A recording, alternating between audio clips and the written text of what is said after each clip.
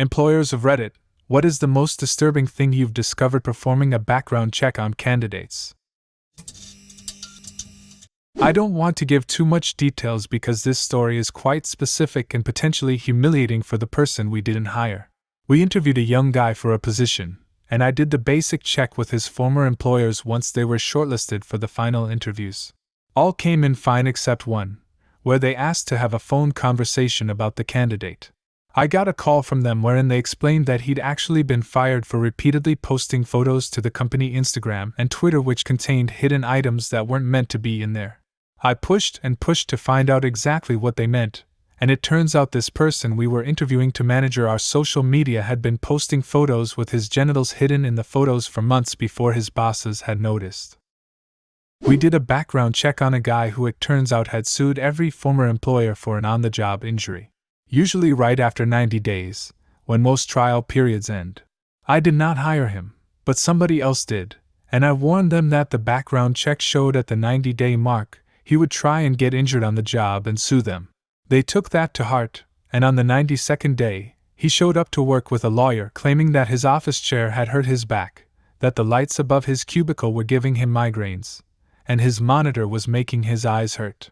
The company responded prepared with their own lawyers, gave him an ergonomic keyboard, a monitor filter, and a special little area where the lights were better, and an ergonomic chair. And then they made it known that they would be contacting his former employers, many of whom he had sued saying he was unable to work anymore. He stopped complaining, and was let go in the next round of layoffs. Guy applied for a driver position with one of our senior care affiliates, take elderly people on errands and to appointments, deliver meals, take clients to the center where they can hang out, etc.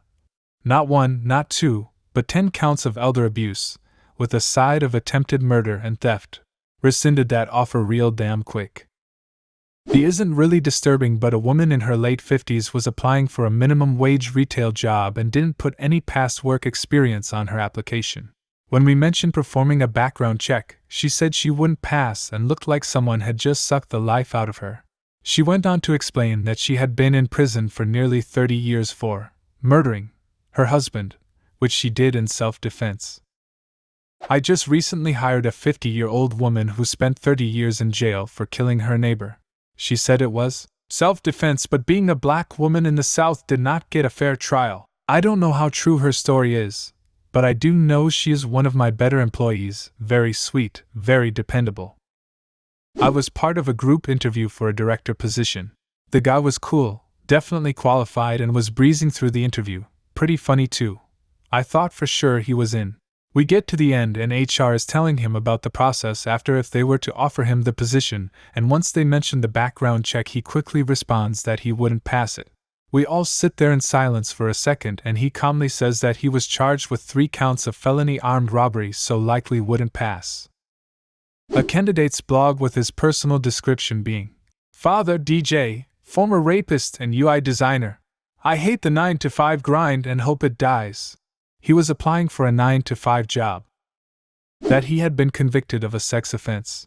He still got the job as he came into the office with a 15-year-old police report and court transcript, which explained he had got drunk during his first week at uni and took his pants off to take a piss in a fountain and was found half naked by a lady the next morning asleep in the fountain. This was at a time that the police were being really hard on public nudity, and he did a stupid thing in the wrong place. I worked with a guy, former Marine, who was a really nice guy. We ended up carpooling for a year. Through our conversations, I got the impression that he went through a really ugly divorce about 5 years previously. He was pretty bitter about it. She cheated on him while he was deployed, saying that his wife did everything she could to get everything he had. Her harassment was so bad that the top brass on base got involved. They got him some good representation, and that's when he found out that their son was not his. So he ordered to be reimbursed for all the child support he already paid her, and so she sued him, claimed he beat her up, even though she had not been living on base with him for 2 years. Just ugly stuff. He was in final court proceedings to get stuff wiped off his record. She was dragging it on, just to fuck with him. One day, a new employee who had just moved into the area did a search on child sex offenders, and that former Marine popped up. He reported it to HR, who fired him immediately. Turns out his wife got him registered as a sex offender to gain custody, which was one of the things he was trying to remove from his record. He even had the paperwork to prove that it was going to be expunged, but HR fired him because he did not disclose this upon hire 4 years previously. Weeks later, he was found dead in his apartment. Don't know the cause. Jesus fucking Christ, what kind of place allows things like this to happen? Zero tolerance policies. I called an applicant's reference and his former employer said, "I'm not allowed to comment on former employee performance. I can only confirm their start and end dates." "But why don't you ask me about the weather?" I said. "Okay, how is the weather there?" He replied, "The clouds are moving lazily across the sky and they are really dumb." I found out later that he stole this from a Dilbert cartoon, but he really did say it. Worked in a computer repair shop. At one point we hired a guy who robbed the shop blind over the course of a few months. Walking out the door with parts, sold stuff and never made a transaction in the computer, etc., etc. He used us as a reference. Boss's wife was the one who answered the phone, not the boss. She said, "Okay, no, that's my husband. Hang on. Charles, someone is asking about Will's employment history." "No, Will. The one who stole $2,000 from you." "Okay, I'll let her know. He said he has no comment he is legally allowed to make." I did a background check for one guy, and I found out that he had lied about every single job that he had. Going one job back, he claimed that he was a manager at a shoe store that went out of business. I was unable to verify that, because the shoe store went out of business. Then he said that he was in the military for 4 years as a communications specialist. I found that he was in the Army for 3 months, but got an honorable discharge because he couldn't make it through boot camp. He claimed before that he was the manager of the evening shift at a chicken plant. Turns out that he was a janitor for only a few months before he was fired for job performance. He claimed he was a manager of a hotel before that, and it turned out that his mother was actually the night manager, and she was fired because she kept bringing her kid to work. I tried to do the math, and I realized that if everything in the background check was true, that the applicant probably also lied about his age, and had to be a lot younger than he claimed to be. He said he was in his late 20s, but I bet he was no older than 20 or 21. He figured out how to be entry-level with 10 years of experience. I had a great guy interview and wanted to offer him the job, but on a quick background check I found that he was a former local politician who drunkenly hit another car and told the guy he hit that he wasn't going to jail because he was a councilman. A few months after that he pulled a gun on his wife and kids. He was a nice guy, just had some major anger problems. It looked like he had changed his life around and wrote a book about the experience he had dealing with depression and coming home from war. I decided to hire the guy, and he was one of the best workers I ever had.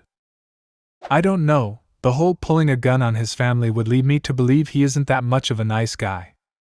Years ago, I was hiring for a large call center project. We were using a background check vendor which provided instant results. We did it on the spot when an offer was made so we could just go ahead and knock out the new hire paperwork. The result came back that the guy sitting in front of me was supposed to be sitting in jail at that moment. The punchline? It turned out that the guy sitting in front of me was not the real perp. His uncle had stolen his identity and had no ID on him when he was arrested. He was close enough in age to his nephew that he could pass just by giving the nephew's name, birth date, and SSN. Neither had been in the system before this. A fingerprint check eventually cleared things up. When we were hiring contractors, I would Google their names and phone numbers to see what I could find on them. One of the guys that applied was recently in jail for a few years for endangering the welfare of a child. The article stated that the police showed up at the home of him and his girlfriend to serve a warrant. Upon entering the home, they saw that the entire place was swimming with raw sewage. There were dirty needles scattered everywhere. When they checked the back bedroom, they found 2 naked toddlers on moldy mattress that were surrounded by raw sewage. It made me physically ill to read. Needless to say, we did not hire him. Not a formal background check, just a Google search. Turns out the guy had dated the granddaughter of a book collector. The collector died, and a few days later his home was broken into and a cache of rare books was stolen. Within a short period of time, the guy was trying to sell these rare books to other collectors. The collectors quickly figured out what was going on and banded together to flood the internet with warnings not to buy from him and updates on their attempts to get law enforcement involved. Further digging by them revealed he was on a sex offender list for child molestation and had recently served prison time for same. The guy was very charismatic and I had been ready to offer him a job. On his application he had said his last job, which covered the years he was in prison, was running a pizza parlor in Indonesia. This was about 10 years ago.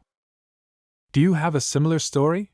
Leave a comment and subscribe to the channel if you want to see more videos like this one.